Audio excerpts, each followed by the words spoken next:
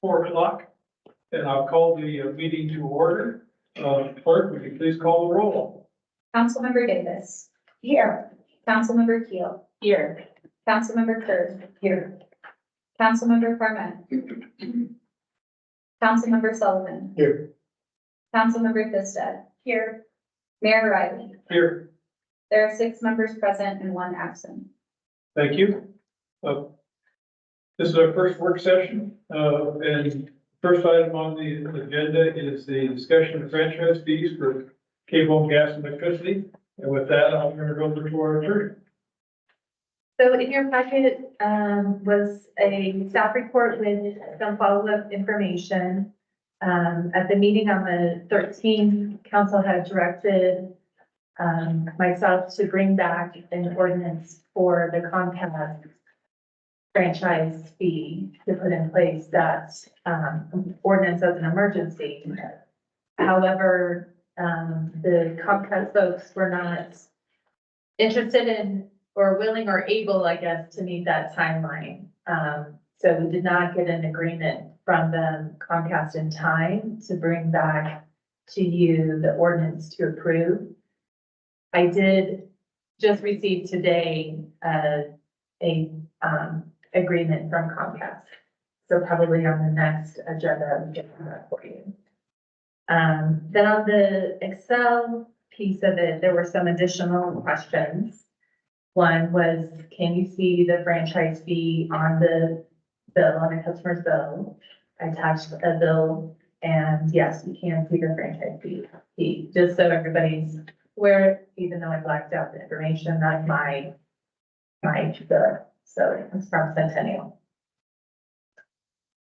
2 things, I couldn't find the bill. And the other thing is, for some HOAs in Keystone, you get the bill from Vail, and so it's not seen. Okay. All you see is the total. That's just an FYI. Okay. But the bill itself does show the franchise. I don't know. I've never seen it. I have. So then another, And by the way, I've looked at my bill that I get locally, and it shows, the sales tax, and no franchise. Because the county does not have a franchise. for itself, yes. First, Mhm. So then the next question was, what was the point of service for collecting franchise fees? So, it's really the meter, so it depends on the location of the meter. I don't know where the meter is for the, yeah. Well, main feed is Mountain House. So it may very well be in unincorporated Suffolk County. Main fee for the entire resort.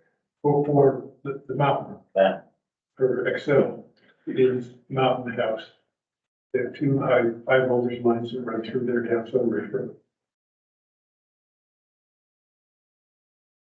Yes, One other thing, some of the older, I don't know about younger, HOAs, they are not metered by unit, they're metered by building. doesn't matter, Just letting you know, but it doesn't matter. yeah. so the next piece of it, it's a 3% on the gross revenue. And the agreement provides that Excel has the use of the streets, there's a public utility easement, and, other property to make reasonable use of the streets, public utility easements, and other town property. The other point is that you can reduce the fee if you want. It doesn't have to be 3%, as I understand. Excel has franchise agreements with every municipality, and they are all 3%. So if you chose to do something different, it would be very, very unique. And the agreement has other terms in there that could be beneficial to the town, such as that their facilities must be maintained in good repair and condition, that they have to, when they perform work in the streets, they have to work in an expeditious manner, minimize inconvenience to the public. And upon the request of town to restore the streets in a better condition. The putting an Excel franchise agreement in place is a little bit of a more onerous process because it is spelled out in state statutes. So there's a requirement before I can even bring an ordinance to you, is that there needs to be a publication of a notice in the newspaper for 3 consecutive weeks.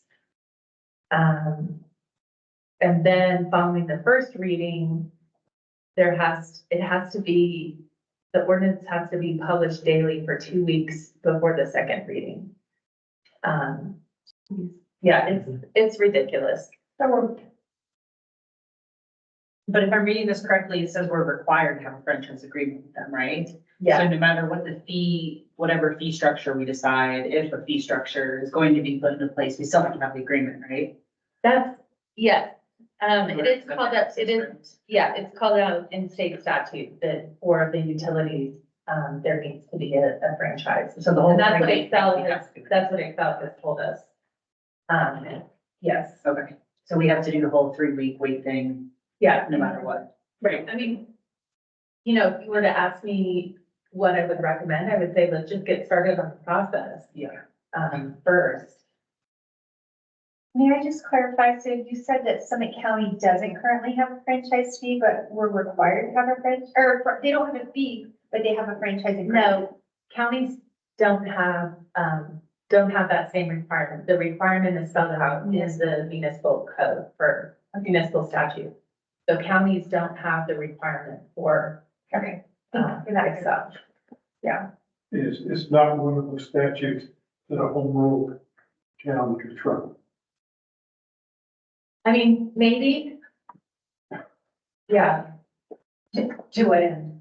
In other words, there are some state statutes that we don't have to follow because we're in a home rule town, which is statutory town. So that's a requirement for all towns, or is it statutory town? it doesn't, I don't believe it says that it's a matter of statewide concern, which is the really key language that says that a home rule municipality can't trump it. And I haven't done any particular research to see if that's something that other people have done. And it's in our best interest to have an agreement, right? Absolutely. I think so, and if you don't want a fee, you can ask for 0% if you want. So if I can recap, there are 2 different questions at hand. One is whether we would want to charge a franchise fee, which we now recognize is essentially a pass-through tax to each customer and a new fee for each of our customers in the town. Yes. Yes. Which the money can be used on municipal services. I mean, that's what it will be used for. So one of the things we might consider in the long term, and I don't know if we're in a position to do that right now, is if we could consider this as a foundation or as a resource for investing in environmentally, sustainable practices in the town or helping some of our citizens, but we're not structured to be able to help to do that right now. So I'm seriously hesitant about adding $7 a month. So the second part of this separately is the agreement, which I absolutely agree with my colleagues. It's essential that we have one, whether the state requires it or not, because in essence, this is our property. We're responsible to the citizens for this property, and we're going to enable Excel to come in and do things on our property. So it would be foolish to suggest that they don't need to do anything with us. I've been doing some additional reading, and there are other options that we can add to your standard agreement. One of them, I know right now, I think in your reading, you suggested that they promise that they will restore a road to Better conditions. At least as good or maybe even better condition. In my experience, some of the franchise agreements require that escrow payment. Put the money in a bank so we know it'll be there. I don't know if that's a good idea, but I'd like to raise this question of whether we want to create some more, a little more control over what Excel does. It breathes very ground. We'll maintain our equipment and someday we'll fix those streets, or perhaps we can get a timeline. The county deals with that issue. And the way they deal with it is in the ordinances for roads, for roads. And they specifically require in that ordinance that before they can make a cut in the pavement, that they have to agree that they're gonna meet those at least minimum conditions. And that's specifically laid out in the roads and bridges ordinances, which the agreement to allow them to go forward and make those cuts is all agreed to in advance. I understand. So that's the That point. makes sense, and we will have something similar for the town, yes? I'm sure we would. And in that case, we can refer to that in our franchise agreement, that it must meet whatever those requirements are. To be, upfront here, we have a draft agreement from Excel. They've already given us the draft agreement. And these terms, as bullet points here, are in that draft agreement. So if we have, I get some sense that maybe we're interested in the franchise agreement with no franchise fee. Is there the opportunity, is that going to be a 20-year we're committed to? I would recommend something shorter, much shorter. Yeah, I was thinking 1 year that I heard last time. Is that legally feasible? Yeah, I mean, yeah, we can ask if they will agree to that. The cost for them is the negotiation and the time to put all this together. So they're not gonna wanna, they might not wanna do something short because it takes time on their staff and effort to do this. And so doing it every year is probably, Excel might see it as not efficient. At that same token, if we were to say we were interested in a franchise agreement without requiring them to do the administrative work of collecting those fees, which really isn't that much, but it is work. That might come out of the wash for them. And also, yes, May I just clarify what the intention, I just want to clarify on the record, what would the intention of just doing 1 year versus a 2 or a 3 year? Because we could add the fee if we wanted to later. Okay. That's, Right. Let me ask a question. Couldn't we do the same thing, even if we had a longer term agreement, go back and add the fee later? we could do something where we do an amendment. Perhaps there's something that we can do in the agreement where there's some language that the parties agree a year from now to evaluate whether a fee is desired. Or could you do it simply to say, the town reserves the right to establish a franchise fee not to exceed 3%? We don't And that covers it. My concern is if you go back and have to redo this in a year, I'm looking at all the publication requirements. Yeah, no, there's You go through it. You don't know what it costs to run ads in the newspaper It's a lot. and the staff work associated with that. And, Okay.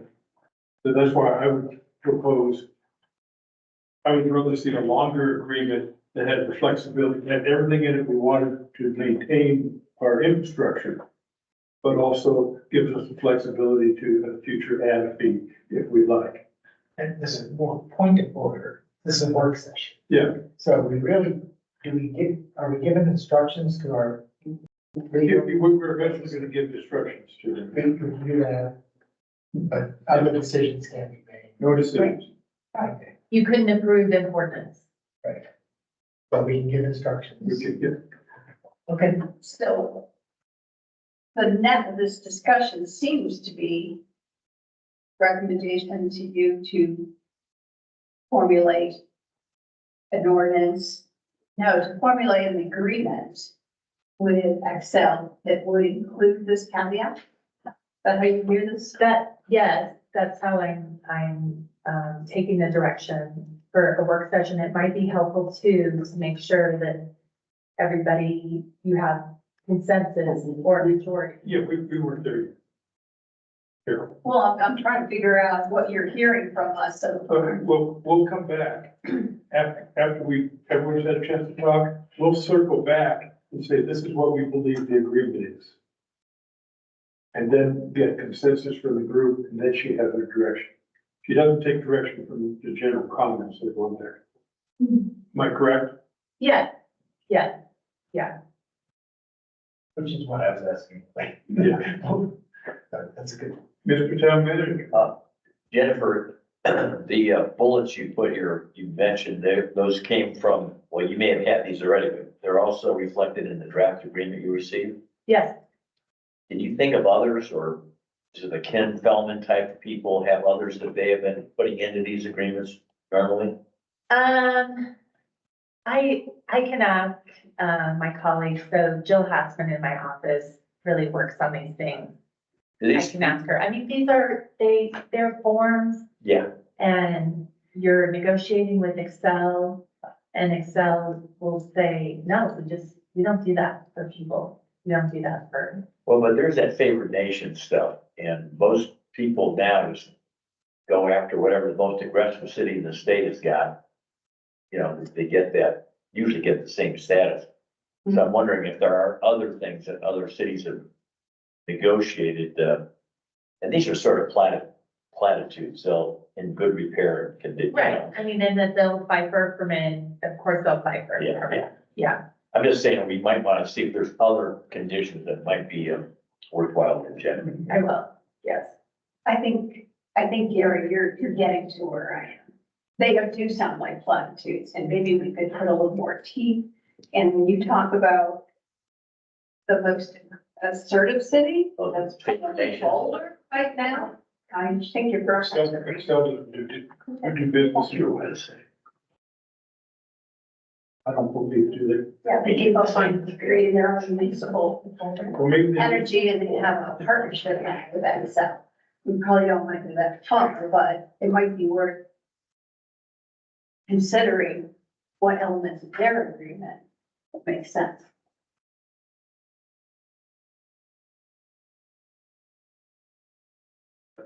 Well, I just want to, Jennifer's done all the work here. Yeah. I did try to make contact with the field rep who contacted me just a couple of days after after our February 8th meeting. And she's the area manager for a lake in Summit, Eagle and Park, I think. But has not got back to me yet. And I did ask her some questions about the franchise here stuff, but I received nothing back.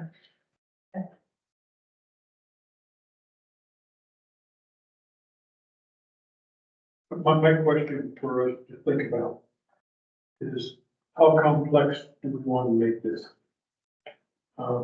We're small.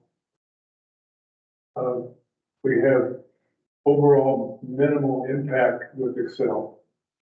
The county's been successful with stuff that they have out there.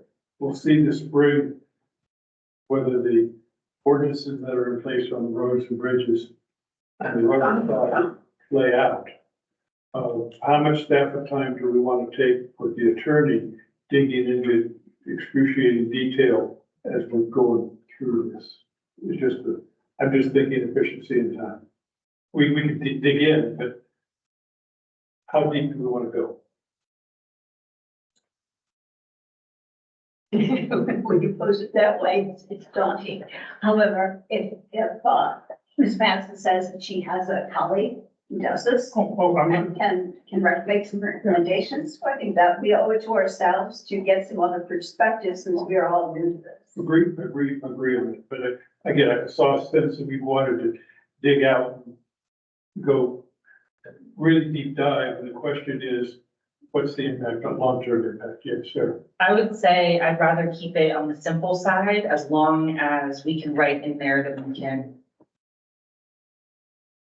propose propose changes along the way as things change. And maybe not start out with some insane contract, or agreement. But make sure that we have some flexibility in there the same way as we would with the franchise fee, you know, to propose alternatives, you know, in a year, whatever, when it comes up. I don't know if that's possible, but because then that gives us time to get, you know, situated, see what we really want out of it, see what happens with roads and bridges, see what happens in our other areas, and then come to the table with something more substantial. Do franchise agreements normally provide an opt-out for both parties? In other words, with 1 year's notice, you can terminate the agreement. 2 years, or 6 months, or whatever. Can look to see if it's in there.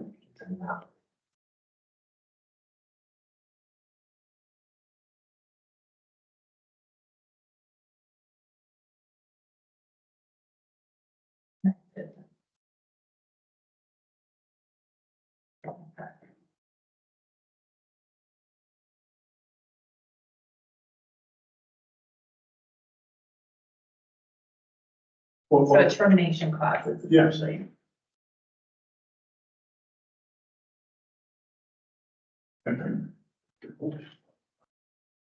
While Jennifer's looking, one other point of information for everybody. The franchise, Summit County includes on, all of our bills, a sales tax. It's a 2.75% sales tax. And I confirmed with Excel last night that it is the 2% county sales tax, which we receive. And it's the 0.75% transit tax, What does that mean? plus some stage. Transit.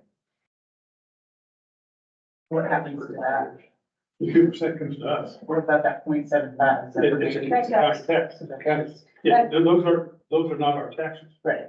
That's county levies that countywide. I think there's another perspective to add to that is, as I recall, Dan, from when we were working on the budget, there was no line item for franchise fees in our planning budget, right? So this is to not have a franchise fee or not be a detriment. But to go back to the cable, we've been talking about Excel. Yep. Councilwoman Keel. Her thoughts and proposals, but, for the cable, is the sense that since it's being taxed already, that we would retain that. Yes. Like, the option is that we could go back and reduce it. But it is a tax that our. Everyone's already used to Yeah. it. Yeah. And the commitment that was made by those of us in the corporation side up front was we would not we were to be incorporated without any new taxes. So that would be in line with that. And not having a fee on Excel would also be in line with that. But we're taking the option for the future. Right. Would be a flexibility. Yes. And Yes, does that sales tax also apply to the cable? You mentioned sales tax on an Excel, right? there is a sales tax on cable. I don't know what, didn't dig into Comcast of what that is. It's just listed as sales tax. It took the Excel rep about 30 minutes on the telephone to dig down and figure out exactly what municipality and tax that was for. Comforting, right? What is it? Sure. I have your answer. Yeah. So related to termination, the draft agreement is written for a 20-year term. The Excel has no ability to terminate the franchise. The town may terminate it if there is a material breach by Excel, and the town has to provide notice to Excel, and if Excel doesn't remedy, then there can be a termination. So So are we able to suggest that verbiage be changed can terminate for other reasons. We can add, I'm not optimistic that we will get many changes. From Excel. I do think the requirement though, to be able to go back in and ask for a franchise fee as an amendment. I agree, all the others I think are difficult to get, but I think that one we ought to hold our line on. Yeah, I mean, that one I think seems reasonable and at the end of the day, if they won't agree to that, you could do a shorter term.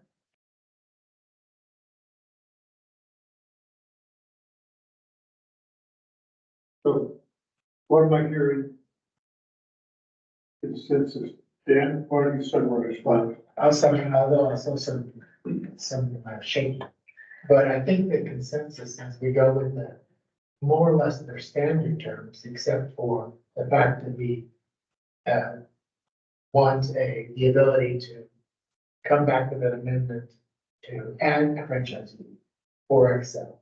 As for the cable company, is that we just want to assume the current franchise fee and negotiate a current contract similar to what probably we have in the county today. And in fact, that's the contract that we were provided this morning. Is something that is very similar to what the county and other municipalities have. That's what we were told. I don't know if that's true. From Comcast. But I would, that's all. Okay. Did I summarize that correctly? Is that everyone's? Yeah, I mean, unless we have the ability to make amendments late, I mean, I don't know how that would work, but it'd be nice to be able to have more flexibility on our end, given that we're a new town with a whole new situation, we're trying to work through a number of things. It would be nice to have a little bit more flexibility with terms, and being able to make amendments, over the next 2 years, 5 years, on top of the franchise fee. So given the expense on the staff, on the town of changes, and given the likelihood any corporation doesn't want to have to revisit this regularly, I think the standard, what I'm hearing is the standard franchise agreement could be as amended with the ability to add a franchise fee or to relook it. I think perhaps we want to look at a shorter than 20 years. 20 years is a long time to commit to. And I'm not hearing that there's built-in opportunities to revisit it unless we negotiate it now. Yeah. Yeah, I mean, can we revisit every 5 years within the 20, is there a period where we can have a Very dynamic period in the oil and gas industry, and you don't really know what's over the horizon. Okay, so, so I don't have answers to those questions, but I can talk with Excel and we can find out what type of flexibility there is for terms, for making amendments. I will do some more research to see if there are other terms that could be added that Excel would agree to. That would be favorable to the town. And what I'm also hearing though is the main piece is 0% franchise fee with the ability at some future date to increase that. Yes. And what would you recommend? And I mean, obviously yours sounds out of the question. That just seems too soon to renegotiate a contract. So what term would you recommend shorter than 20 years? 3 years, 5 years, maybe 5? So in 5 years, we are really adequately established that we could understand that what we would do for that money and be in a position to be able to execute it. Yes, and ideally though, I would recommend that you have the ability before 5 years to impose a franchise fee. You just don't know what's gonna happen. You wanna have that flexibility. It's easy, I mean, it's easy money for the town in some ways. It's part of the council. I understand that. So say again what you understand that you're gonna look for. Well, so I'm gonna go back to Excel. We're gonna, well, first, before going back to Excel, I'm gonna, talk to my partner Jill and ask her if there are other agreements out there or other communities that she is aware of who have more favorable agreements, what those terms are, if we can negotiate with Excel for those terms. We also want to reduce the term of the existing draft agreement to 5 years, 0% franchise fee, with the ability in that 5-year contract to increase the franchise fee soon, within a year or so, without a new agreement, just an amendment. Well, just say the ability to increase the franchise fee, you don't have to give the time period. Yeah. We could decide to do that in 2 months. Well, it would be hard for me to support that, but, I wouldn't want to hamstring this to a time period. Okay. But I can't imagine Excel would have a problem with that, that's an adjustment in abilities. Yeah, I don't know, I mean, that one issue would be timing as far as payments, and I'm not exactly sure what that is. I mean, they will have some work to put this in place. So I know the way with Comcast is essentially the money is June 30th, the local government, so right now, Summit County is collecting money for franchise fees collected from customers for the first quarter. So you collect at the end of the second quarter for first quarter fees. I'm not sure exactly what it is for Excel, but I would think there's gotta be a ramp up. Get everything in place. Will Summit County continue to collect franchise fees for Keystone after incorporation? They shouldn't, they're not entitled to. Under their agreement, they're not entitled to. All right. But that's something to talk to Summit County about. Oh, we didn't realize. They do that, we're used to collecting. If the money appears in the door, Yeah. Is that specified in our IGA? I don't Not recall it. we didn't talk about fees. We have a whole issue with fees we're eventually gonna have to address for Summit County.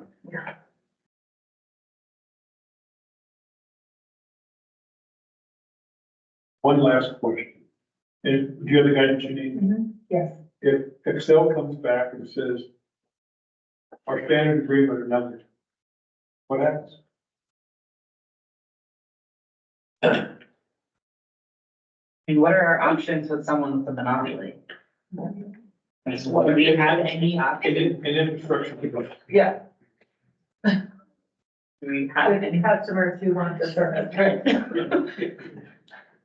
Not to be frightening, but you referred to Boulder as not having that agreement with, for 10 years, they did not have a franchise agreement with Excel because they were trying to create their own municipality.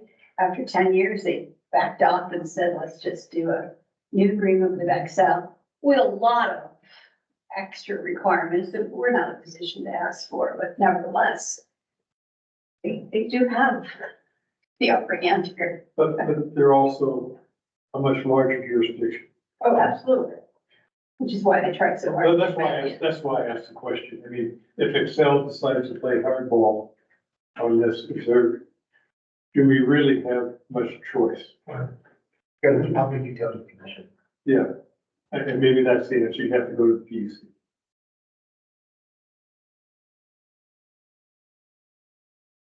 And if I think if the answer is no, we agree.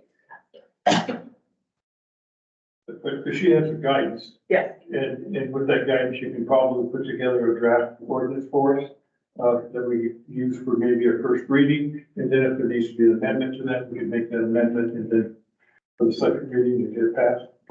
Yes, we can do that, yes.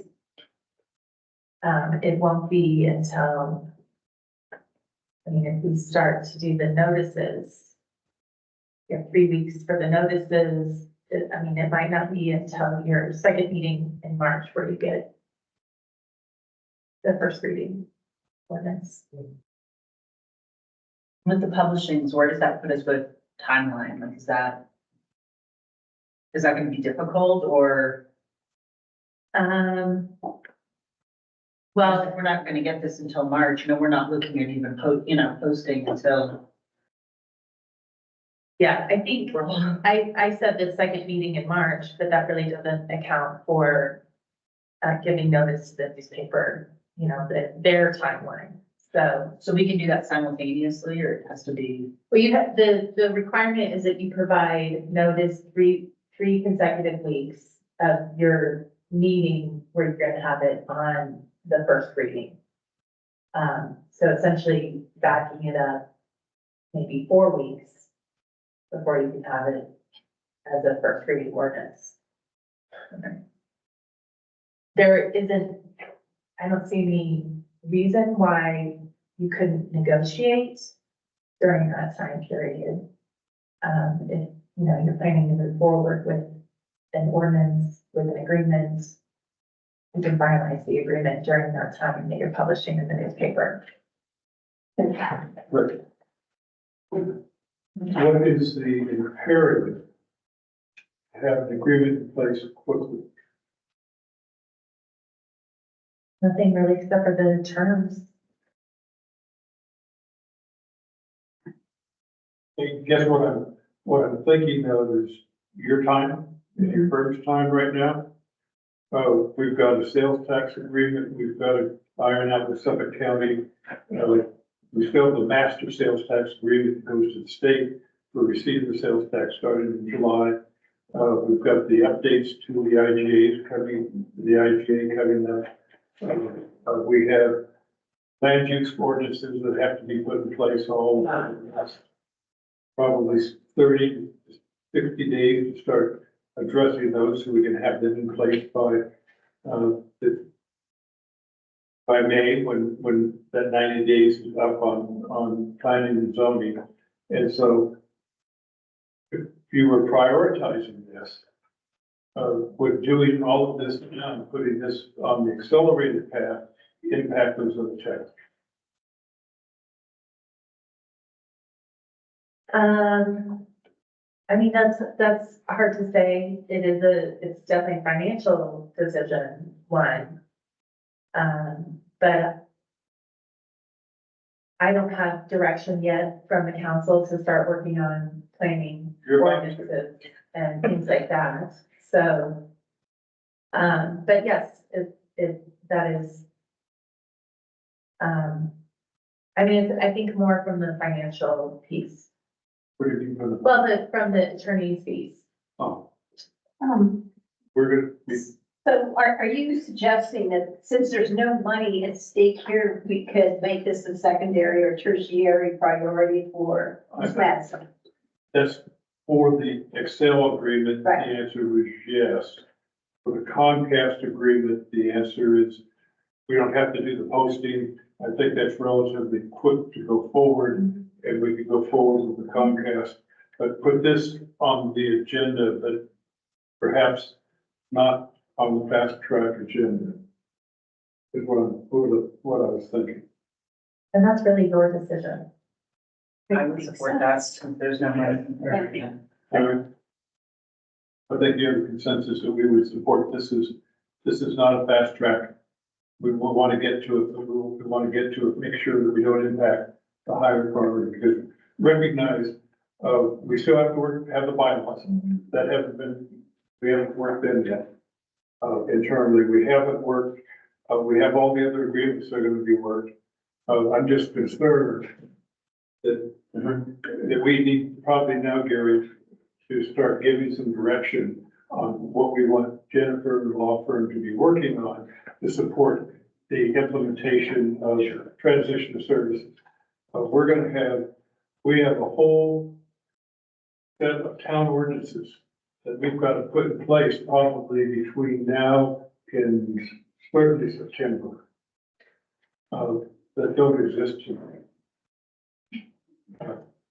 That we haven't really started work on. And I don't know how difficult this is going to be to do that. The difficulty is probably in the details. If, you know, the more detailed something is, the longer it takes. A lot of things we've done before. But it's still also time on your agenda as well.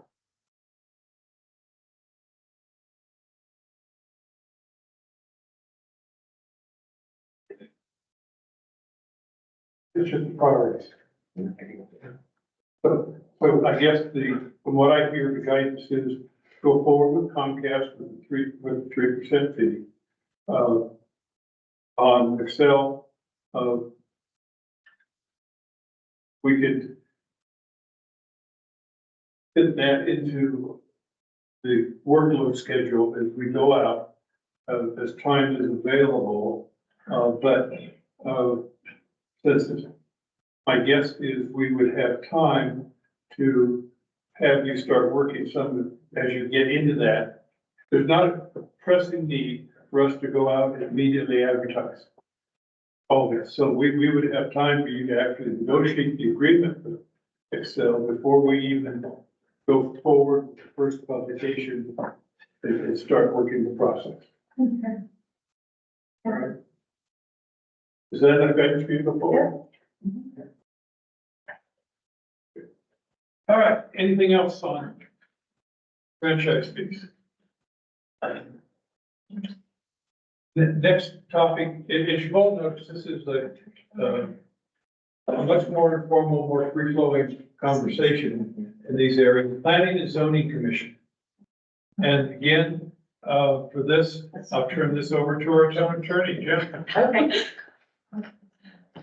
So, your home rule charter provides that you will have a planning and zoning commission. The charter provides, that the town council by ordinance shall set forth the powers and duties of the planning and zoning commission, the qualifications of members, and the appointment procedure.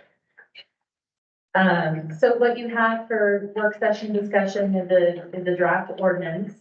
And there's some highlights in there. And I've outlined a couple of areas for you to consider. One is the membership. How many members do you want? Do you want alternate members? What are the qualifications of those members? The Home Rule Charter provides some specifications on the qualifications in terms of who cannot be on the Planning and Zoning Commission, but it doesn't spell out any other qualifications.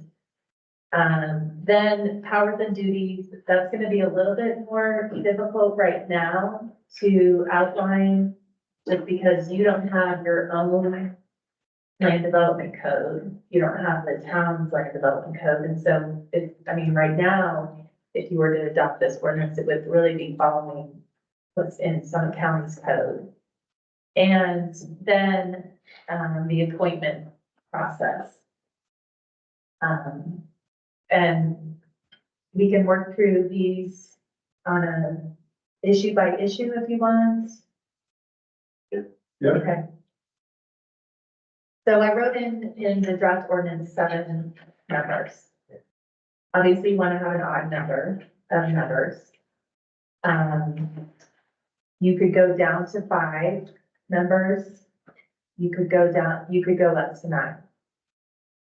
5 members, if you think about it, if you have a quorum of 5-member planning and zoning commission, the quorum is going to be 3. So on a decision, a majority vote is 2 people.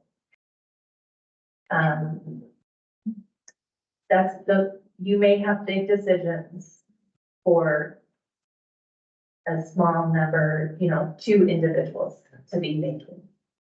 5, the benefit of 5 is that you only have to then fill a 5-member planning and zoning commission. You don't need to find 7 people for all of the spots. And 5 maybe, you know, maybe less administrative. If the more people have, the more administrative work, the more training,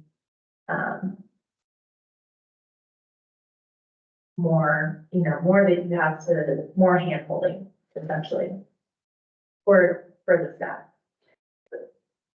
Would it not be true though with a brand new commission? Where they're all need the same training, whether it's 7, 5 or 9, yes. Yes, yeah.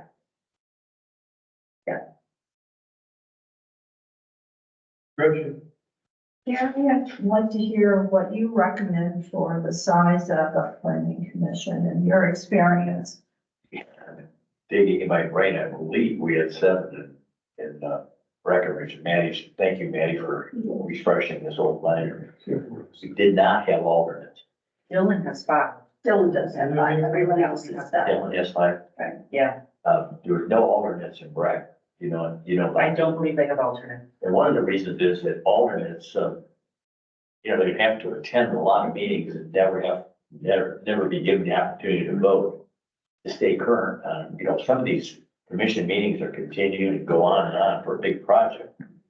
So you really need somebody that's been involved with every meeting, if you could do it. And sometimes alternates come in at a late hour and it's hard. So, but I believe 7, 5, I like 7 for some of the exact reasons you just mentioned. It's only, it's 2 more members, but it's only 1 more in terms of a quorum. So you'd have to have, well, if 4 people were at a meeting, then you'd have to have 3 to approve that same project. Guess it doesn't give you a whole lot more, but it is 1 more. Gretchen, I mean, in talking to people in town, I think this is gonna be a commission that has a lot of interest because we still have some areas to be developed. And I like the number 7 because it provides more input from the community. And I like hearing what you said about alternates. I initially thought that might be interesting, but I'm hearing that, you know, they might not be as engaged in them. So, but I do think 7 for this first is a good number. Sarah, Can someone explain to me what the pros and cons are of having alternate members? I mean, 5 seems like a really low amount to me, but 7 plus 2 seems like a lot of people to me. So can we discuss what does that alternate role look like? I mean, can we do 5 with 2 alternate? What are we looking at here? Do we need those people is my question? What purpose are they serving? What's that? Didn't you just say it doesn't recommend alternates? Is that what you said? Yeah. Oh, okay. Yeah. Pretty Okay. good reason. But, you know, What I purpose do haven't they had serve? moment, I'm not making a lot of sense, so I better say anything. But, no, Are they- we did not have alternates. So is the purpose if somebody drops out, there's somebody else to step in? But if it's let's say it's a meeting that's had, you know, 4 public hearings or something and listen, Mike Dudek and the people from, Gratification, they have meetings, almost every meeting all year long on some part of the project. If an alternate comes in at the 11th hour to vote on that thing, if I were the developer or even somebody from the town, how is that person going to be a good, you know, put in a good vote, an informed vote, when they, either they have to attend all those meetings as an audience member, or they're never gonna understand all the subjects. So what's the pro to having? I can give you Okay. pros.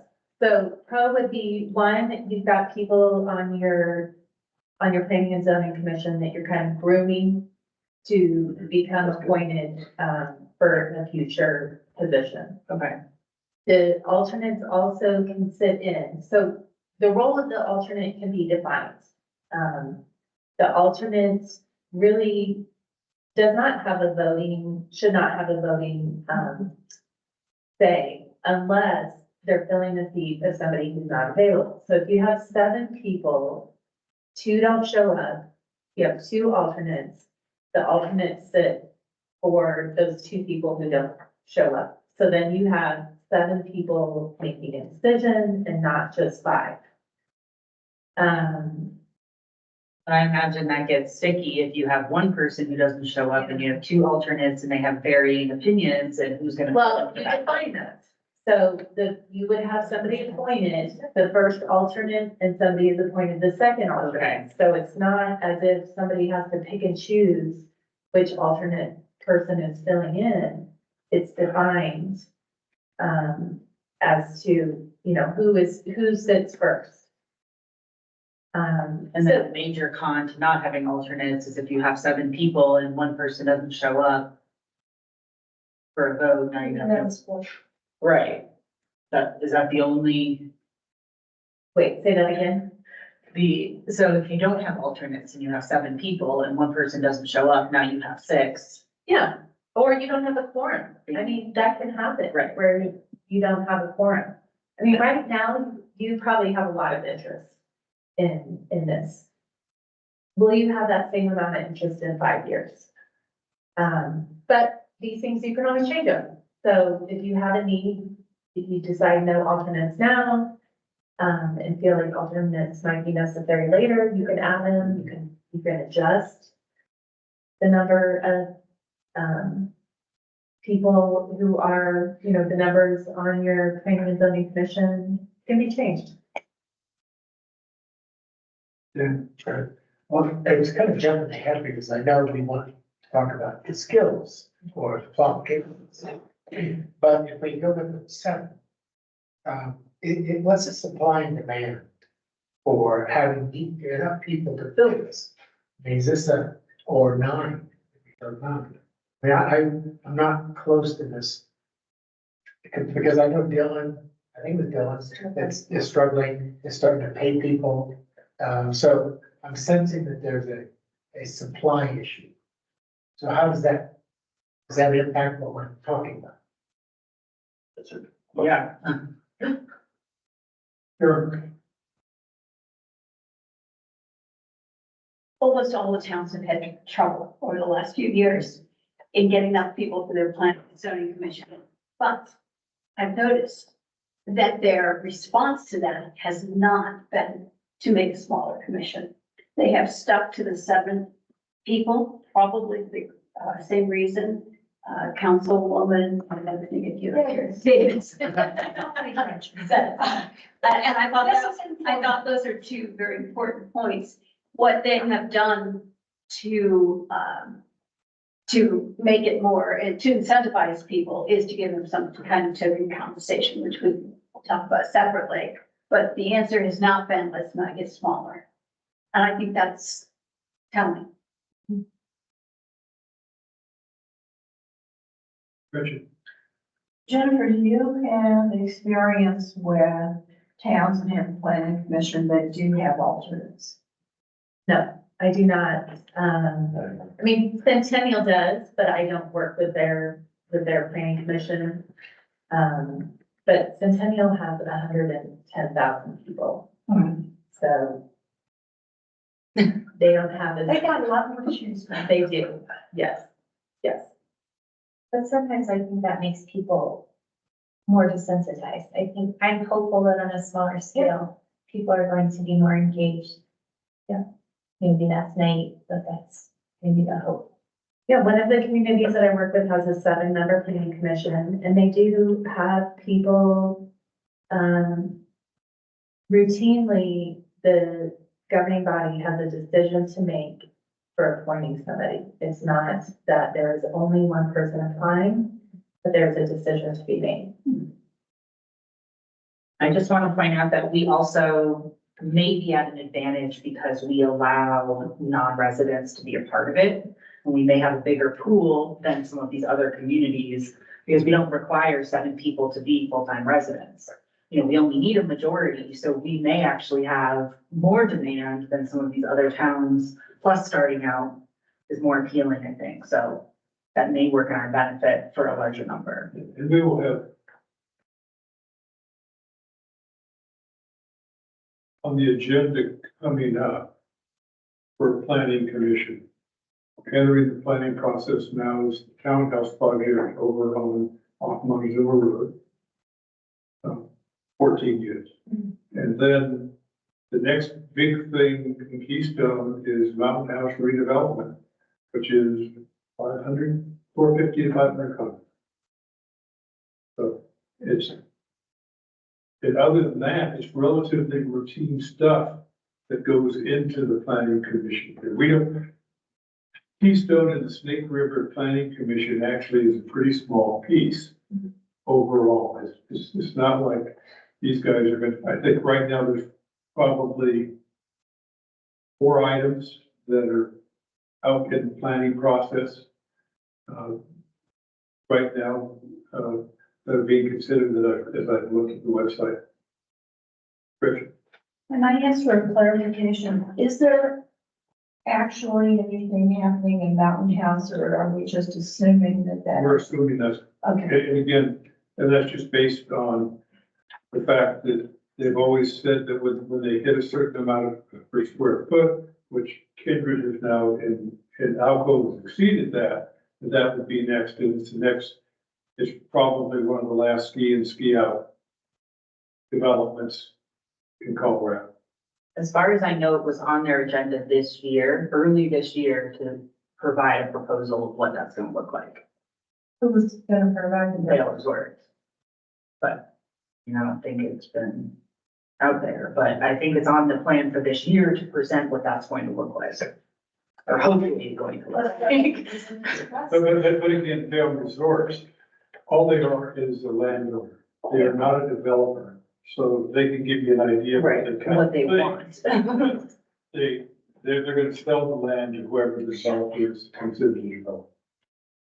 Understand, so have we, is the consensus 7 no alternates? It is, yeah, there's a consensus set on all this. Then let's move. Any other? Let's move on. We're spending, thank you, Dan. That's okay. We're digressed greatly. So the next area is the qualifications of the members of the planning commission, planning and zoning commission.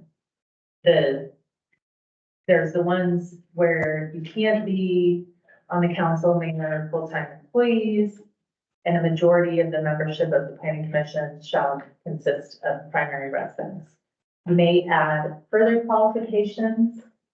You know, a note of caution to,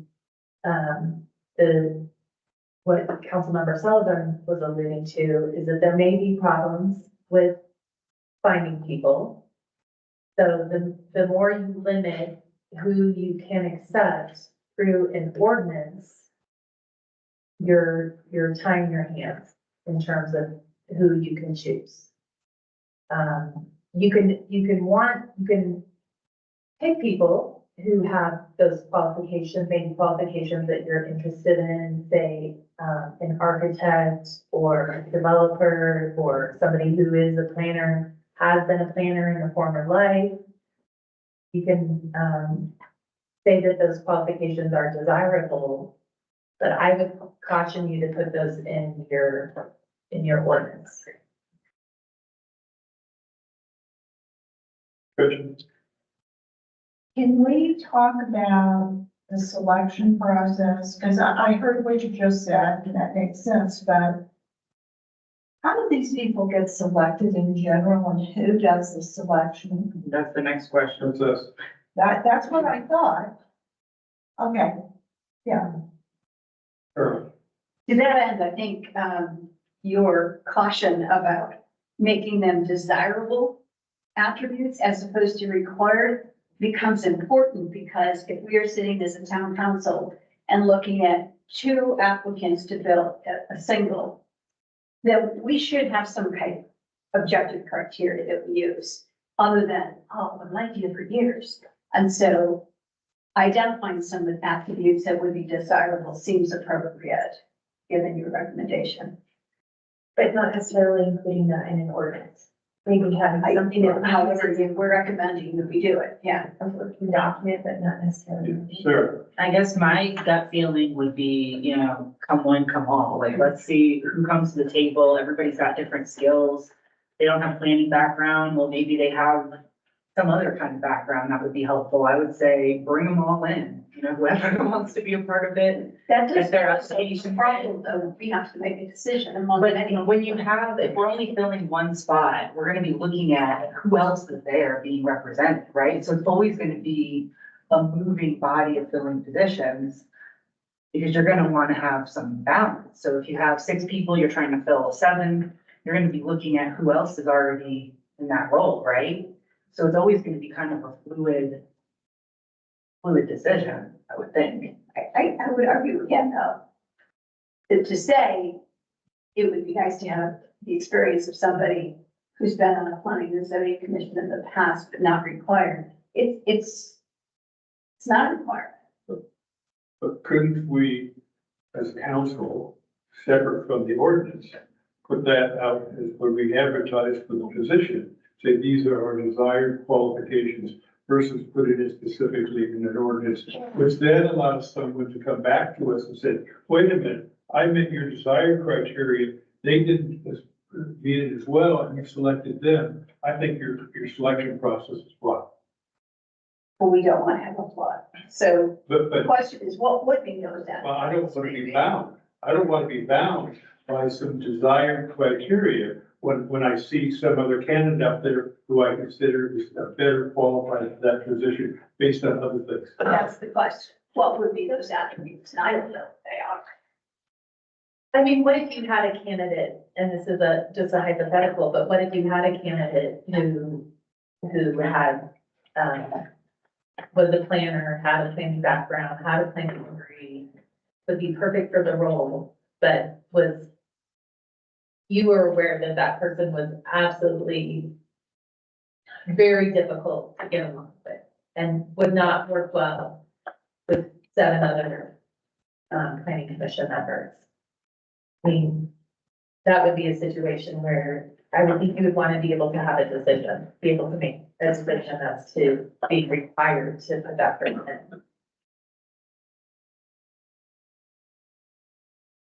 in. You like structure.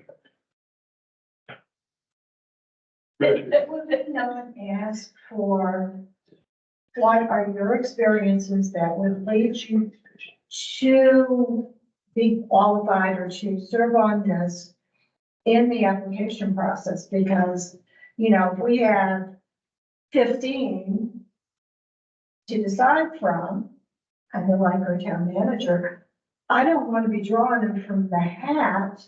I want to know what qualifications people might have. And I mean, there are a whole lot of, you know, if you have some building experience, or you're an architect, would be nice to have, you know, other planning. But but can't we take care of that in the, that information in the application process? Valerie. I agree with what you just said, and to address your concerns, because I'm very structured, procedure as well. However, I think one of the things that offsets the need for this black and white procedure would be, there would be a selection committee. So it wouldn't just be 1 or 2 people selecting this person. Now that, there We are, we are the selection committee. So I think that helps offset your concerns with being subjective. well, if we don't have criteria, then it's completely up to 1 or 2 things, either subjective or the alternative is how we publicize it. How we explain what the role consists of. And then, I was looking at the Dillon's application, and it's very general. It says, how many years have you lived here? What is your interest? Anything else we need to know? You know, what do you bring to the table? And maybe that's the way to put it up to the individual to say, here's what I could offer. But at the same time, I really don't think we should require any specific attributes. it's just good to know what people offer, and maybe that's how to publicize it as opposed to desire. You had convinced me, but I backed off. I also share something, too, with, I think it can be very beneficial to have somebody with a background that, has experience in the planning process and building and development. However, their role, planning commission member's role, is to really read everything that's in front of them, read the application, read the site plan information, understand what the criteria is that they're judging the application on, listen to the evidence that's presented at the public hearing, and then make a decision based on everything that's in front of them and what has been presented in the hearing. And so somebody who has specialized knowledge, expertise, you run the risk that that person is bringing other information, that background, that expertise into the process, and perhaps injecting it in a way that is, not proper. I'd like to see a diverse group. Yeah. Yeah. So I think I agree in the end, and I think our challenge, which would be true for everything we do, is simply that we need to be able to communicate why we're just deciding on Joe versus Jill or whatever. Yeah. I'm not sure we communicate why someone wasn't selected. No, I'm not suggesting that, but if we're gonna have will this be a public meeting? Yes. Yes, So in a public meeting, or do we just sit down and vote without explaining?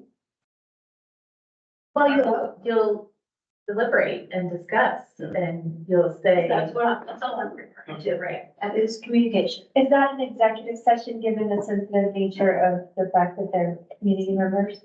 No, not typically. But if we accept them as applications, does that mean if we're taking in They're gonna have to be tactful in it. application, like, there's an application process? Applications are confidential. Okay. Yeah, they're gonna be on your website, and they're gonna be part of your meeting package. At what point do they become confidential? They won't be confidential. No, but if at some point in a later time, some of these towns are paying people. If you have people applying for jobs that they're being compensated for, this is the job. but if you're paying somebody to perform a duty, It's under not- no it's circumstances not about- ever do they get, It's not, it's just like your background as a public official is not confidential. right? All right, you're an elected official, it's not confidential. But they're applying for a position that we're deciding. I guess I'm not understanding the difference. Are you asking about the process now? Yeah, I'm asking if somebody is applying for a position, at what point in that process would it become a confidential situation? If we were to pay people, does it become confidential? If we were to, what makes it confidential? You're gonna have employees, so the employee applications are the ones that are confidential, when employees. Yeah. But the planning commission members are not gonna be, they're not considered employees. Even if they're paid. No. I mean, they're gonna be paid a minor amount, a nominal amount. And but that does not make them employees. Okay. Okay. Gary, let me ask you a question. What role does the staff normally play in making recommendations? Do they make recommendations to the council on applicants? Yeah, and I was gonna, think that's a good question. We typically, at least my recollection is, and I think it'd be good in this case, at least have staff have some kind of input into the process. They're not gonna make the selection. But there may be here we go again, a certain quality or a certain, that, in that person's opinion, let's just use the name Lindsay's opinion, could be good. So, I'd have to think about how we involved that before, but I know the staff had a pretty active role. They accepted the applications, they came to the planning department. They didn't screen them out. I think they were asked a couple of times to do that, at least in my experience, but then, you know, it's an individual decision. So I would say, I'm not sure how to word this, but I would maybe just as part of our criteria, we'd have, our staff take a look at the applications and maybe make some comments. And if I could just go on for a moment. It seems to me that one qualification that would be good to put in any announcement for calls of, you know, for people's, to get people's interest in the position would be the qualification along the lines of what you said a few minutes ago, Jennifer, that they have to be able to make the decisions based on the facts that are presented at the public hearings. Because if you have a rabid anti-development person, that person probably, you know, that you're welcome to put your application in. And you may even get selected, but I don't know how you enforce what I was about to say, but you know, you've got to be, we should at least give people the notice that they're expected to make decisions, not on their personal beliefs, but rather on information provided at the hearing. And the decision is based on, does the application meet Yeah. land development Yes. use code requirements? And if it does, you have no choice but to approve. That's correct. Am I correct in that statement? Yeah, I mean, there's subjective But- criteria, but yes, yeah. In other words, if a pro-developer came on and wanted to push one direction, or even the anti-development person came on, Yeah. the commission, like we don't have the latitude, really have the latitude to make a decision that's contrary to existing ordinances that are in place. And we have to gather the evidence to support our decisions in accordance with the ordinances. Jennifer, Gretchen. Gretchen. So there's a little chicken and egg here because we don't have the ordinances. Do we need to get those in place, the land use ordinances, before we do, or do we need to do them in parallel so that once we have the ordinances, we can bring a planning commission up? Well, I think you can do it before you have the ordinances, and that's the way that it's been drafted, is essentially the powers and duties of the planning commission are to follow the requirements of the Summit County Land Development Code. Until we have a Keystone. Yes, yes, yeah.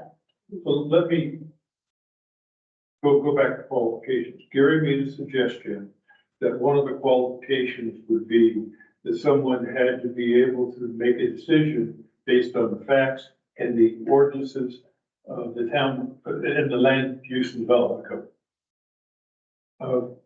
Is that potentially a qualification that we would want to put in to our requirements up front? And again, that is just a standard one, and then leave the rest of them to the selection process as we go through the selection process.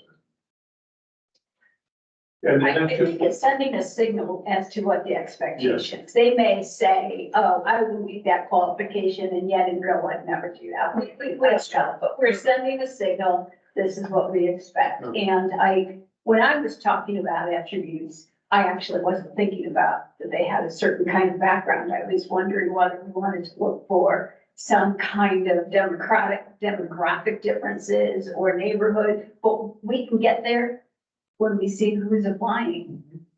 We might have the luxury of saying, we don't need all 7 people to come from a single neighborhood, and let's hope we're. well, Well, you know, this isn't the appropriate place to ask this, but when we're talking about qualifications, should we have some sort of requirement regarding attendance and commitment to the actual planning and zoning board itself? Yes. I think you should do that in bylaws.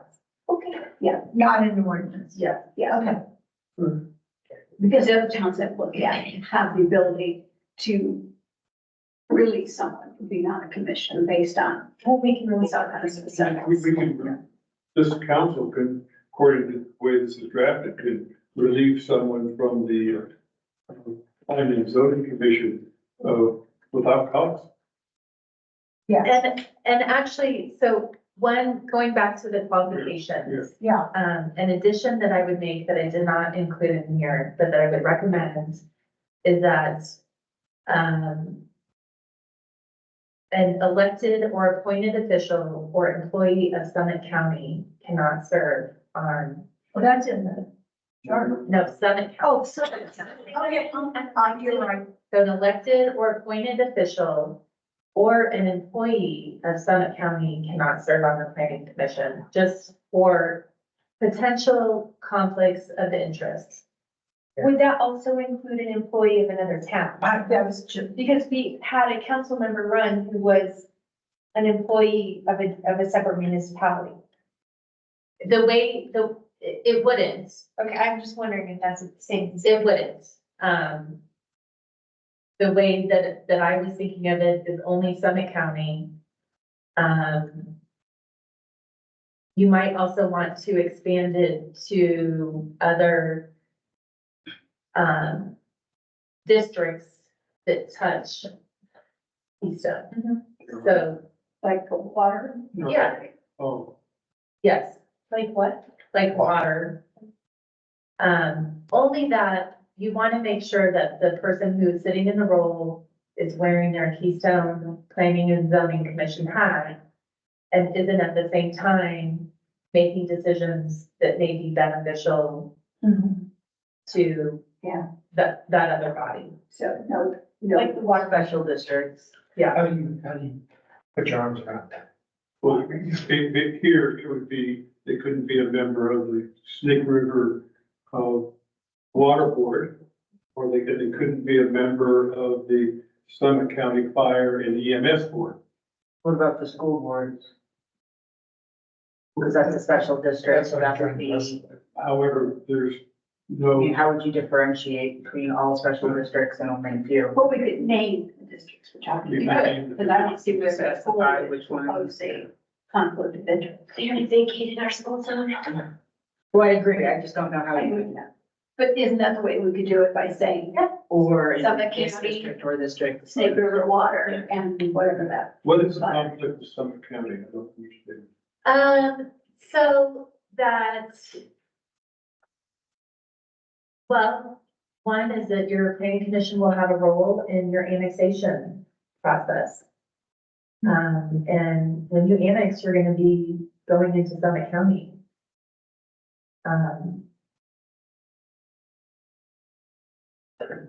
So that could be an area. Should we say they should be a member of Vail as well, resorts, employee? I mean, it starts Well, to get bigger and bigger. yeah, I mean, people are gonna have conflicts of interest. They have to follow state law.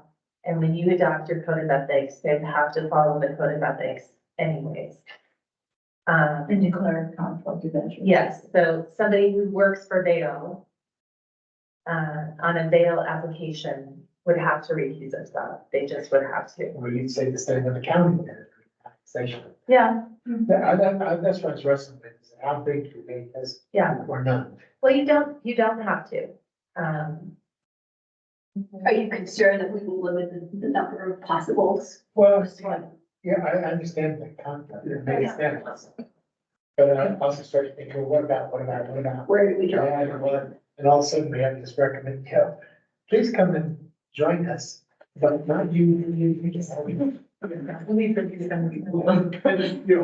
For example, if someone works for Summit County and they're in the transit department, live in Keystone.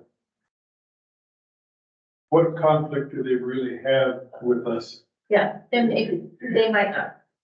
It might be too broad, maybe appointed or elected officials of Summit County. Yeah, I would agree with that for sure. But going back on that one, Ken, the county runs the sanitation Yeah. district, and there could be I guess, the dust up between the town and the county on that. But if they just have to recuse themselves from those discussions. Yeah, I think that what this is intended for is for the non-obvious need to recuse. And when you have somebody who is ingrained in, another organization, the county, and maybe is making decisions. I don't have good hypotheticals for you, but it's just making decisions where they're thinking, oh, this would benefit the county. You know, maybe deny, I mean, it's hard, it's hard to know exactly, so, and you would always be able to say, you don't want somebody in the process, even if it's not included in your qualification. And we can make that decision during this selection process. Yeah. Sure. Well, to go back a little bit, so we have that, you know, council members, mayor, full-time employees cannot serve on the planning commission. Does anyone object to adding in just to that or Summit County elected officials? I mean, is there, So the only Summit County elected officials you have are the Board of County Commissioners. And There one lives here. Now. yeah. Yeah. I mean, you think just leaving it all out? I mean, I'm trying to see if we're stepping back a little bit. Should we add Summit County in any of this in any capacity or just strictly leave it as it's written? What if we ask as part of the application, where do you work? And then that's part of our consideration. And should we decide to choose that individual despite working at one of these locations, we're being transparent about the fact that that should be considered. What about if somebody works for, you know, Summit County Planning? Do you see that as a, you know what I mean? Like, that's what I'm trying to see. Let's draw that kind of clear line of. well, let me give you an example. There is, I don't remember which jurisdiction, but I'm aware of one person who works, I believe, for Summit County Planning, who is a member of the Town Planning Commission in Summit County. And I think it's Dillon, or the person who lives in Dillon, and that they have that planning background. If they're a member of that planning commission, because that planning commission really isn't just dealing with the town. It is That's what I wouldn't want. That's what I would be against applications like that, because I think there's a clear conflict no matter what. But there's, the county has no jurisdiction over our planning decisions. I'm sure they considered was the expertise that person was bringing in to the commission. But, I'm like with that, where do I draw the line as I start running that out? So are we thinking we just want to leave it as it's written That's and not add in anybody else? Yeah, and then I would like to ask where you work, Yeah. they apply. I may say no to that person. Yeah. But that's okay, I'd listen to it.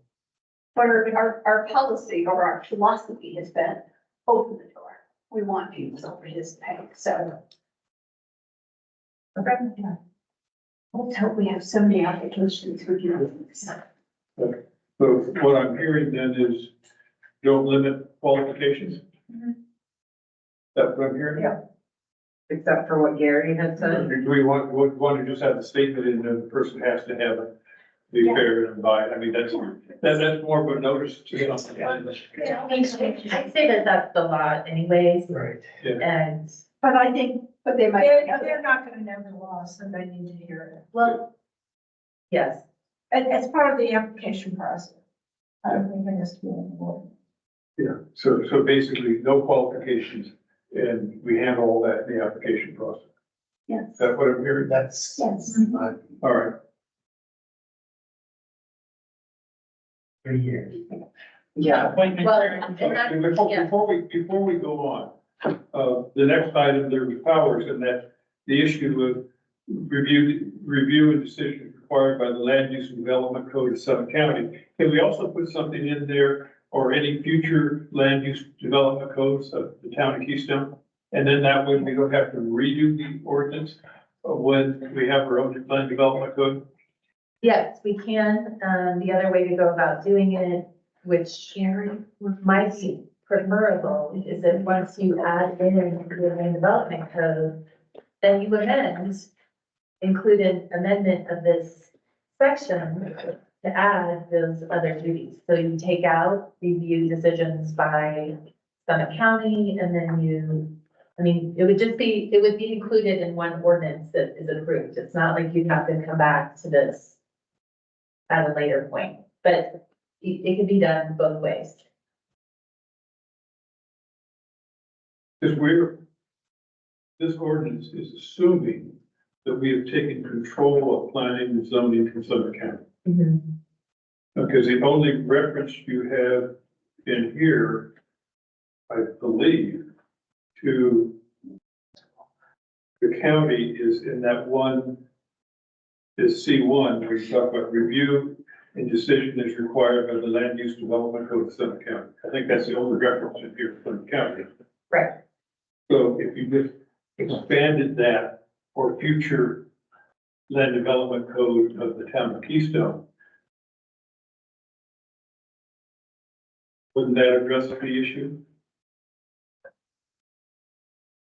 Would, yes, it would, yes. I'm just trying to avoid having to have another public hearing to make an amendment to an ordinance that would be a pro forma action.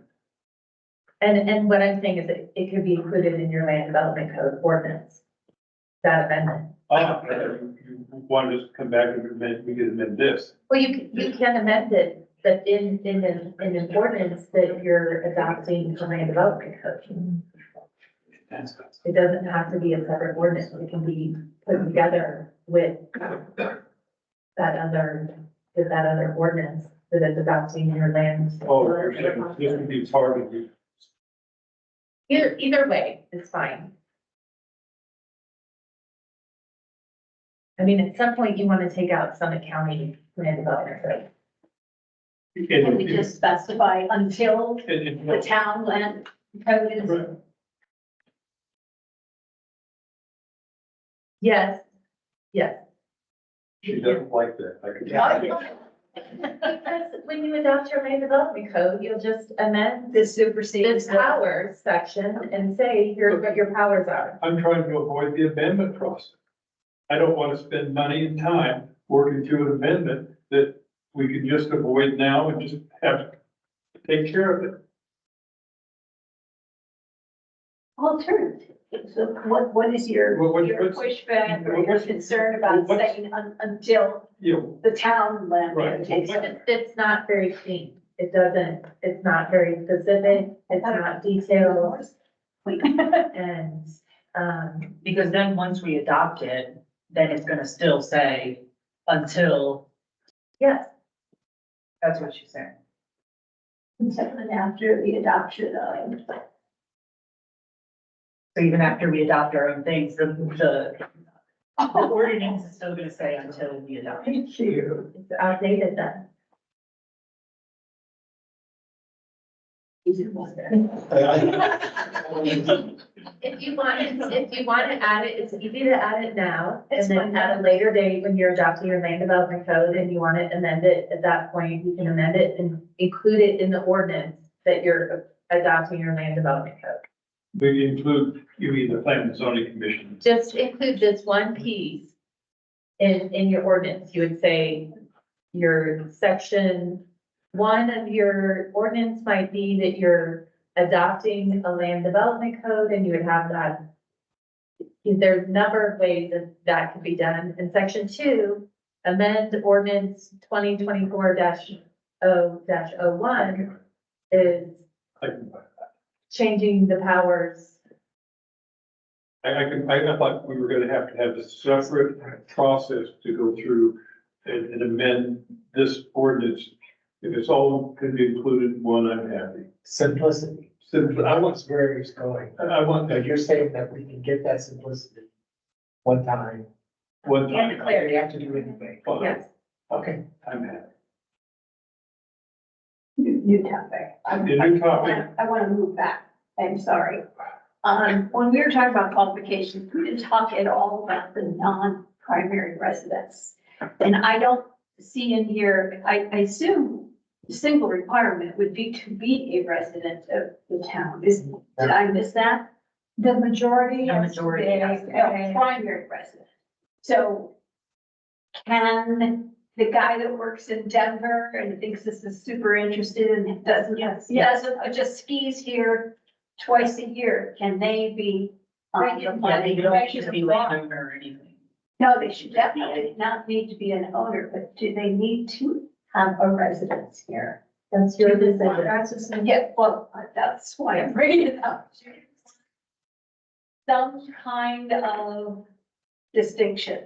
No, because we had discussed business owner, people who own businesses in Keystone but live in Denver or Well, that's things their, like that. so a business owner or a resident, Business owner is not a property owner in Keystone. well, we don't want property ownership to be a requirement to be on the zoning commission, do we? But a business owner doesn't have a residence here. So business manager, what do we want to say? I don't think there is. I think it's So okay. if I live in Minnesota and I come to Keystone once a year for a week and I don't do anything here, I can be on the commission. If you're chosen. Come there. Okay. Yeah. Okay, so as long as everybody's agreed, there's no requirements. This To wasn't. be a non. Yeah. Charter I commission. mean, that's how we. I know, but we're not sure. We're moving forward. Is that typical? I don't think it's very typical. Well, it's not typical to allow non-residents. to Right, begin with. exactly. So we're already in a non-typical Be situation. more specific because that is horrifying. That case scenario she just dropped to me is unacceptable. But we take care of that in the council. If we have a council that walks a straight line and does that for everyone. But if the council, any future council can change an ordinance if they desire.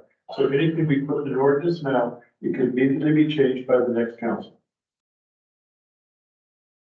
But I mean, if you have somebody who owns a business here but lives in Las Vegas, I mean, they would still have they'd be the same kind of business owner as someone who lived in Denver.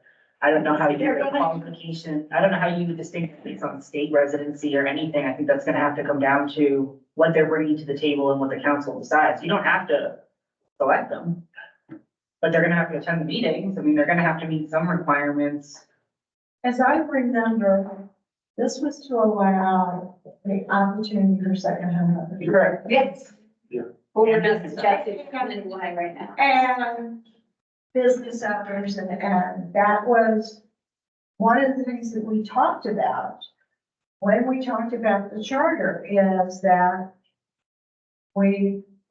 is to give second homeowners a voice. Do I remember that discussion? Yeah. Yeah. Yeah, we had a lot of discussion. But we had discussed, as a standard, we're not requiring any member of the commission to be a homeowner. We're requiring the majority to be Residents. I understand. No, you can be a primary resident and not own a home. Right. Yes, so as it stands, there are no requirements to be the non-primary member of the council, of the commission. I actually don't have a position. I just want to make sure we all know what we're walking into. That is correct. Okay, It was a very long discussion. well, just pass that. Yeah, thank you. It's a new day. that's true. I'm gonna sit on my hands and bite myself. Can we move on to appointment terms or Yeah. Are you ready for terms? Let's go to terms. ready for terms? Go ahead, Sarah. Well, it's proposed 3 years. Yeah. I have no objection to 3 years. I mean, is that the standard, Gary, Jennifer? Yeah. 3 years, I mean, is that a good term for? I think that's pretty standard, but my question would be, I mean, it's not likely, but what if all 7 didn't want to go for a second term? Do we need a stagger, is the question? Oh, staggered. We can stagger, So make initially like 2 and 3 year terms, and then Yeah. at least we'll have some kind of continuity. Momentum, I like that. I would support that. Richard? Is it usual after some, or is it possible that someone can be reappointed for a second term? Yes. Or is it 3 years and a half? Do we need term limits or is that? There's no term limits in here. It is not written with term limits. So it's 3 years, and then if you're interested again, you can be considered for a second 3-year term. And there are a lot of communities who have And then with the- lifelong planning commission members. But then it comes up to the to the council to keep Yes. I would, asking, right? Okay, so that's good. No term. The lines are there. Yeah, I was just asking. No, I wasn't advocating. Yes, we would. So can I make a suggestion, as an edit to this section E on that members may be removed by town council without cause and in the sole discretion of council? And then add some language as to reasons why a person could be removed. And the reason to add that language would be to give town council something to point to and say, this is why we're removing you, is for this reason. Because the way it's drafted, and I would leave the without cause, and in the sole discretion, and just add other things. So that when you're having to make a very difficult decision of removing somebody, you can point to an ordinance that shows that this supports that decision. Can you give us an reference? So, somebody who doesn't attend meetings. Yeah. Somebody who comes unprepared. Someone who doesn't follow rules of procedures. Trying to think of some other ones. well, so those would be examples of cause or exclusive? No, it would just be examples. Town council may, remove people for these following reasons. For example, Yes. For example. Yes, no, it doesn't change the first sentence, which gives you the ability to remove somebody without cause. It just says, here's reasons that we may remove somebody. no problem. Would you be as vague as to include something like unethical or unprofessional behavior? I think That's good. I mean, I think unethical would be a fine. Something that violates the state ethics laws. And then your future code of ethics.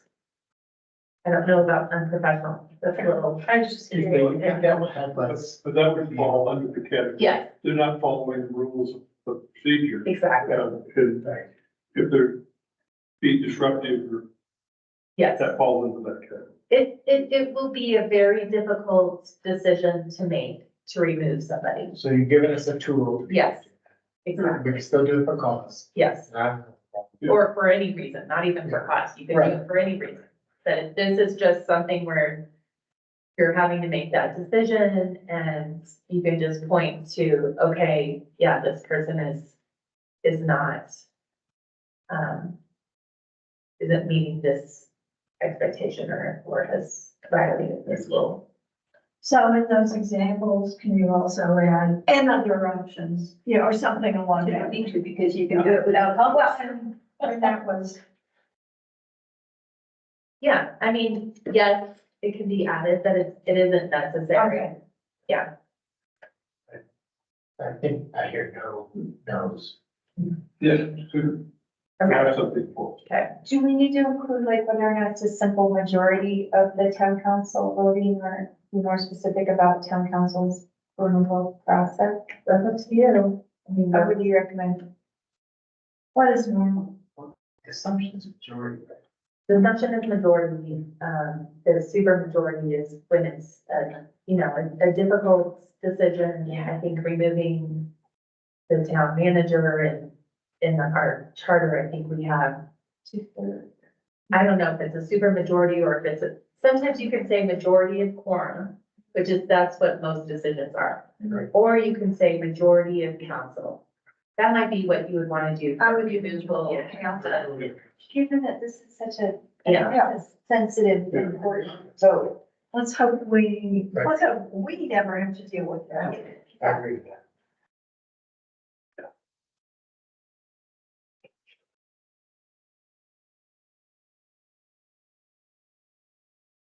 I think we have consensus on that. Anything else? We didn't discuss compensation. It's not addressed in this. At what point would we address that? This is volunteer. I think If you can't feel, we can address that later. Well, if you can't feel, we just. okay, I will tell you that every town now pays their people. As of January, 2 towns started doing it, so just for your reference. Middle River and Frisco pay $100 a meeting, Dillon pays $250 a meeting. Silverthorne pays $25 a meeting and a rec center pass for the year. And Breckenridge pays $400 a meeting. So if we wanted to at a later point, how would we address that? You can address at a later point. You're probably at some later point too, gonna have other boards and commissions. And maybe, that's something you provide for all your boards and commissions is a $25 stipend per meeting or something like that. But you could amend this, or you could add it in a section related to all boards and commissions. Well, I recognize we don't need to make the decision now, but I think we should think about the fact that we signal some respect for their time and the expectation that we ask them to attend pretty regularly, quite critical, apparently. Is it in the budget? For future discussion, yes, I agree. Under powers, my understanding was the Planning and Zoning Commission made recommendations to the town council. Yes? Sometimes. But don't they also have a certain level of authority? That's what I want to better understand. Where do they have the authority to make their own final decisions? That's up to you to decide when you adopt your land development code. Okay, so that's where we clarify, because it says review and adopt comprehensive plans. And I need to actually change this, which are then approved by Thank you. the town council. Okay. Yeah. So I think the last thing we didn't talk about was what the application process is gonna be. Do we need to? That wouldn't be part of the ordinance, would it? I don't know. Why would it? Is there any reason for it to be part of the ordinance? I don't think it should be included, just so that you can have some flexibility in what your process is. Okay, and then when do we discuss that process? Well, I propose that we wait till we have our community development director, who perhaps he could recommend a process. Yeah, could. And he starts next Monday. And then we can discuss that. I said you counting the days. Okay, so that's gonna be a totally separate note than what we're talking about. He might be. She's been in her. Although we will remember some of the things that we wanted in our announcement, right? There's been a lot of overlap, so I just didn't know if that was a conversation we were having now or not. And Gary, that is something that I made the comment that the staff would come into council with the recommendation of the process for how we go out and recruit and hire and select the planning and zoning commission. Yeah, we put that together, but based on what I heard tonight, I guess I know a lot about, but. Yeah. Right, yeah. Yeah, but you would give us the process, we'd approve the process, say, yeah, barely, you go, then you come back and get the. Yeah, let me get that down on Lindsay's first assignment. Start making the list. Yeah, there's a lot going on. Yeah. All right, what else? You have everything you need? So do you want me to make these changes and we can bring these back? So for approving of the ordinance, you have a first reading and a second reading. Typically, first reading would be on your consent agenda. So I could make these changes and put this on the next consent agenda meeting. If you all want. Yes. My recommendation would be to make the changes and run it past Gary and our new community development director next week, and then put it on the consent agenda. Any changes that they have, and we can deal with whatever, with that when it comes in. So if it's on the consent agenda, though, you won't discuss it. No, but we will have an opportunity then to see it. Yeah. We can make amendments when it comes up for vote on the second reading. Second reading, what's, as I understand the process, the first reading is on the consent agenda, and that just gets you through to the, when you're really gonna have the public hearing and the vote, and amendments are made at that second hearing, and as a resolution, as the ordinance is passed. You can do it that way. I would recommend that if you have things that you see in the ordinance that is on the consent agenda, that you remove it from the consent Right. agenda and then Right. make amendments at that meeting. It's just easier to make changes to an ordinance. And then have it approved in final form when it comes to. Yeah, we can always move anything off the Yes. consent agenda. So to clarify, if we don't like something, then we have to remove it from Yeah. the consent agenda so we can discuss. Then we discuss it at the, during the council. We're all rookies here. Smart. Okay, so if it's on the consent agenda, there's no discussion point, right? Unless we remove it. But what would cause us to remove it? Any council member requesting it to be removed? But here's where I'm going. What if we have a member of the community show up? If it's on the consent agenda, there's no opportunity for that person to address it because we're not going to bring it up for discussion. No opportunity in the meeting. They can write to you. Right. Communicate with you that way. And they have the opportunity at the second reading, there's a public hearing at the second reading that they can voice their opinion.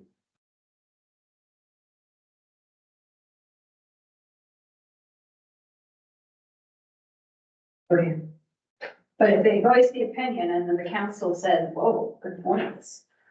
We can make an amendment. Okay.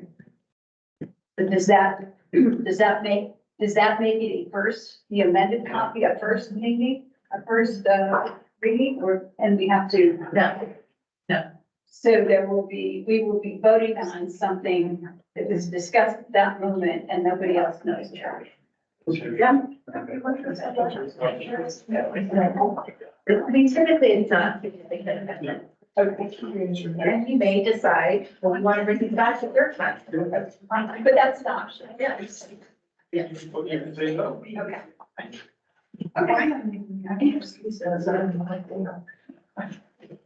All right, anything else? Any other items? All right. Now we have a couple more items on our agenda. Now we've got to the first two. Discussion of the employee handbook. Sorry, I'll try to be super fast. Good I, Yep. thank you. Jeremy from Rotello. Jeremy. Thank you, Jeremy. He delivered. Pick up your meeting with us. I asked him, you know about the town of Keystone? He goes, what? That's not true. It's not true. No. Thank you so much. Thank you. So, yes, thanks.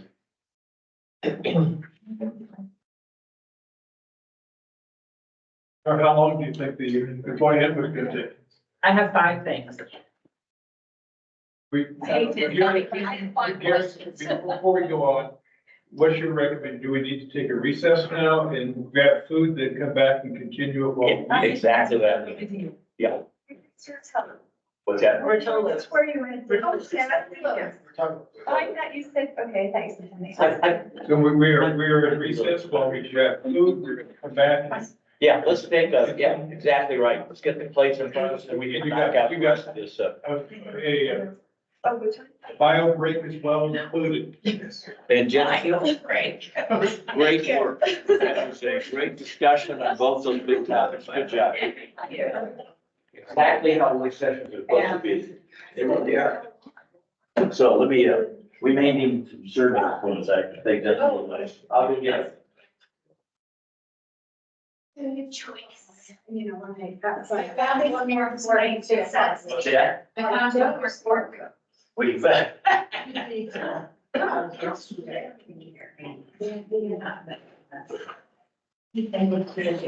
Some salad, and there's some two kinds of pasta. And, some garlic, and that will do something. I think you didn't get real. This is on my personal credit card too. I got a few things in there for. How close to be getting there?